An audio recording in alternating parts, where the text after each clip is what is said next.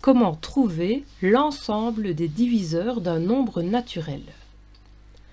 Prenons l'exemple de 72.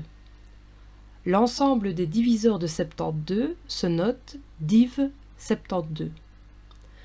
Le but est donc de décrire ici une technique qui permet de trouver tous les nombres qui appartiennent à cet ensemble, donc tous les nombres qui divisent 72. Alors tout d'abord, il faut comprendre que si un nombre est égal à un produit de deux facteurs naturels, ces deux facteurs sont des diviseurs du nombre de départ.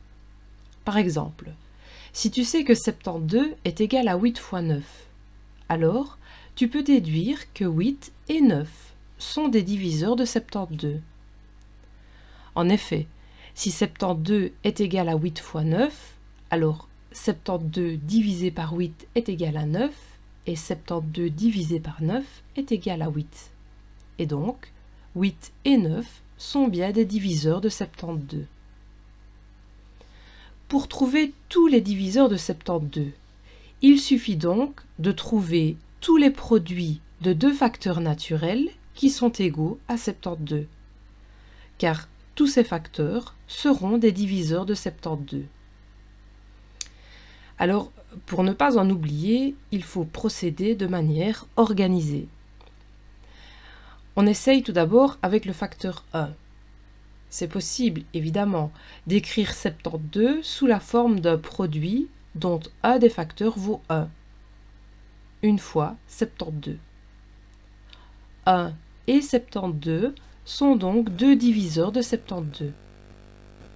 On essaye avec 2. C'est possible également, puisque 72 est pair. 72 peut être décomposé en 2 fois 36.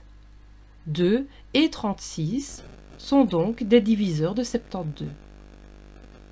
On continue avec 3.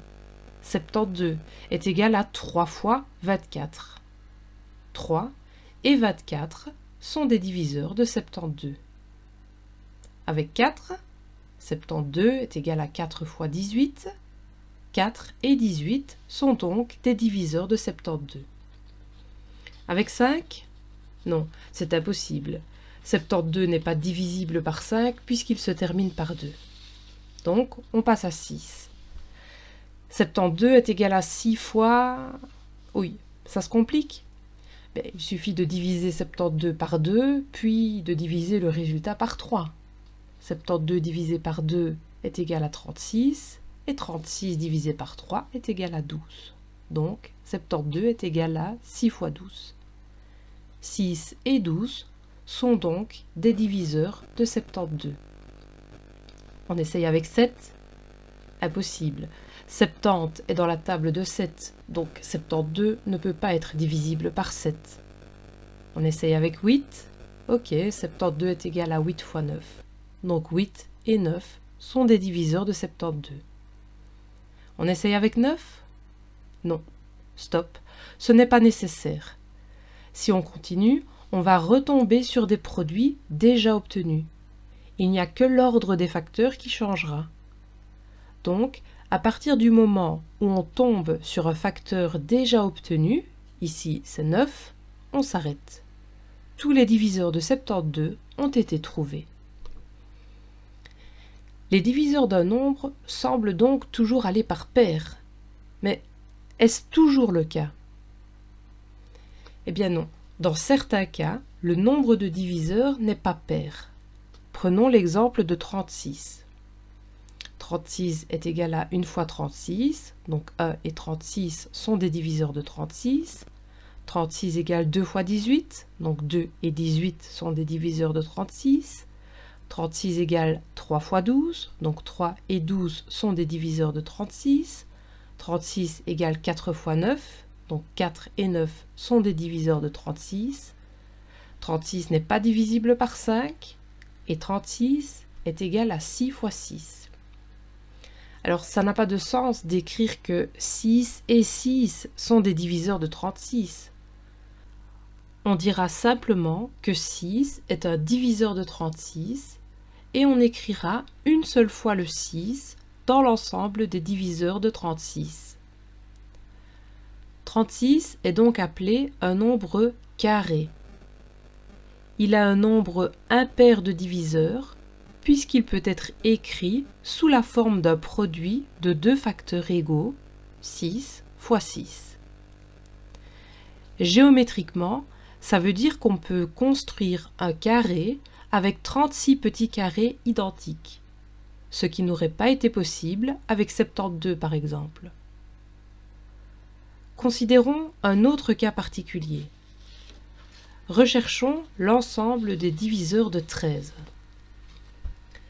Eh bien, le seul produit égal à 13 qu'on puisse obtenir avec deux facteurs naturels, c'est 1 fois 13.